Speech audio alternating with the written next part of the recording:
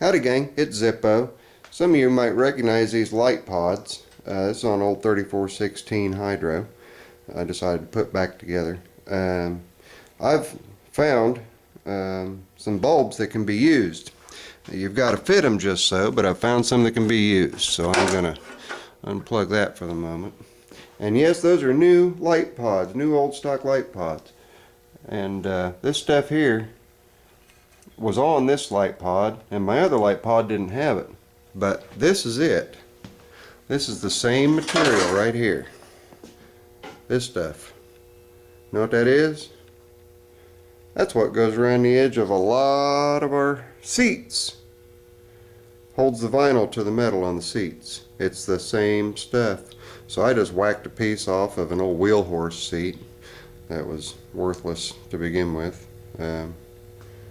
And whacked a piece off to use for the other light pod that's supposed to go right there that I'm working on over here. I'm going to show you guys what I did, what bulbs I used, and where you can get the bulbs. Home Depot, Menards, Lowe's, any of your home stores like that should have them. It's real important when you get it that you do get a 12 volt light and not a 120 volt light. 120 volt light, it'll burn out as soon as you put power to it. And that's not from experience. This is it. This is a 20 watt accent halogen light. It's got a sealed light inside the housing, so it's protected. Reflective.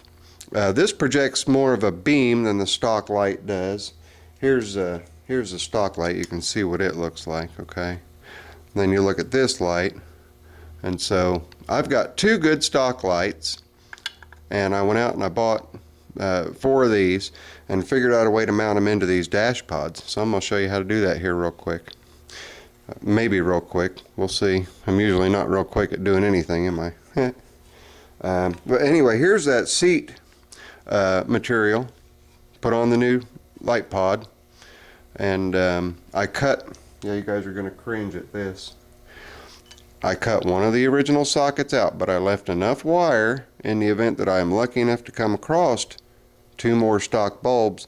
I can just put these back in without any problem. And actually what I did, I had one old light pod. I actually tore one old light pod up and kept the new old stock wiring out of the light pod that's over there on the 3416H. So I've got one good complete wiring harness, and then I've hacked up one of the new old stock ones. I've not finished this one on purpose because I want to show you what I've done. I cut and stripped the wires, one of each, one on each line, positive, negative. It doesn't matter. It'll light either way. Positive, negative, positive, doesn't matter. Okay. Then we've got this hole to contend with, and we've got to fill it with something. A lot of people in the industrial fields recognize what this is. This is metal banding. This is just happens to be where it was joined together. Metal strapping that holds pallets, holds items on pallets and stuff like that. Still widely used. You ever come across this stuff, grab it. Grab as much of it as you can. I've probably used 30 feet of this stuff over the years, just on different tasks, different projects and whatnot. It's already got real good springy properties to it, so you can cut it and bend it. It's malleable enough to bend, but you can still use it to help retain stuff. And this is what I've used to help retain these bulbs. These particular bulbs are 20 watt halogen bulbs made by FEIT, F-E-I-T Electric. And this particular one I got at Menards, but they're also available at Lowe's and Home Depot, and you can even get them online. 20 watt halogen, match base head is GX 5.3. That's just 5.3 millimeters between the 2 pins, essentially, is all that is. Okay, and also make sure that it is 12 volt. I think the stock lights are 35 watt. This is a 20 watt. It puts off, as you saw, plenty of light, more than enough light, especially with 4 of these things burning. 2 of the stocks and 2 of these spots. These are more flood and these are more spot, which makes it kind of nice because you can angle these once you get them in place. But real quick, You can see my ends here. Here are the stock ends,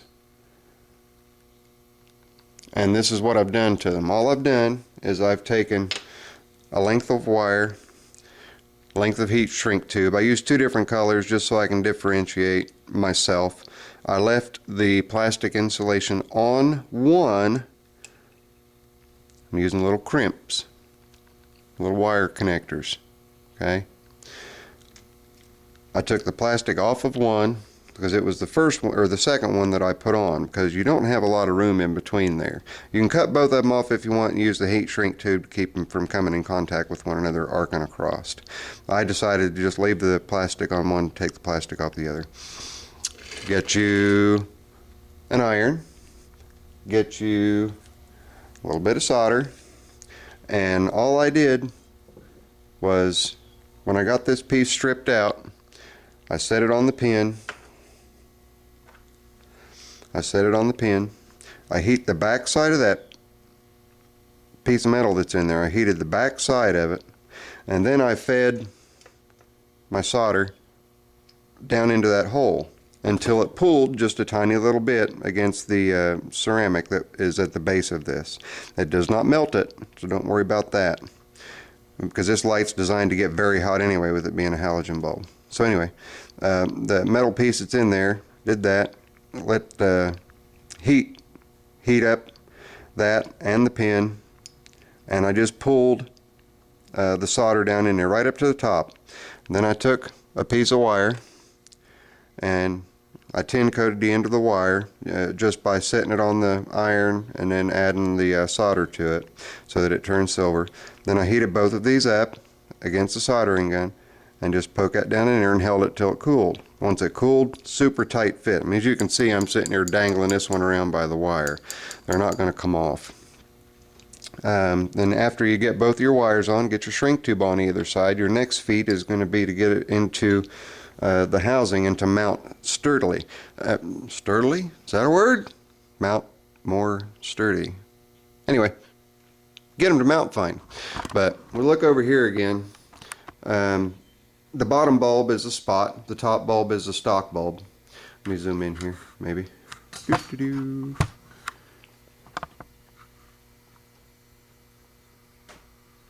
There.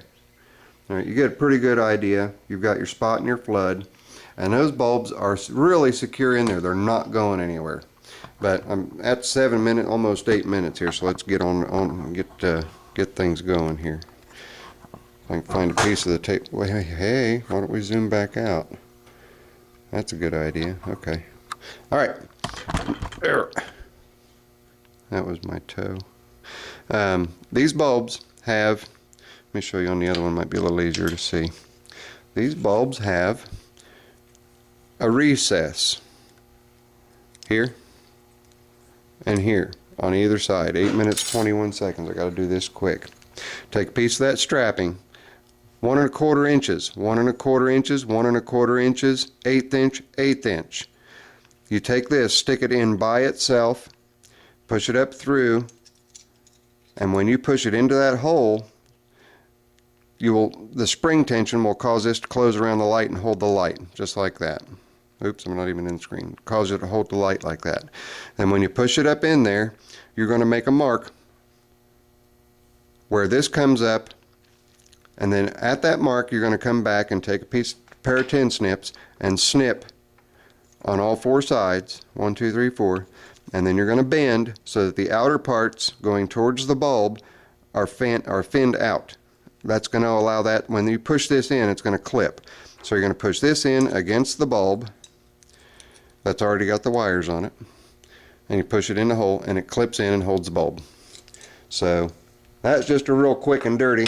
If anybody's got any questions, wants a little better explanation or a little more specifics on one certain area of how I did this, just give me a holler. I'll be happy to help out. This is Zippo. Talk to you guys later. I'm out.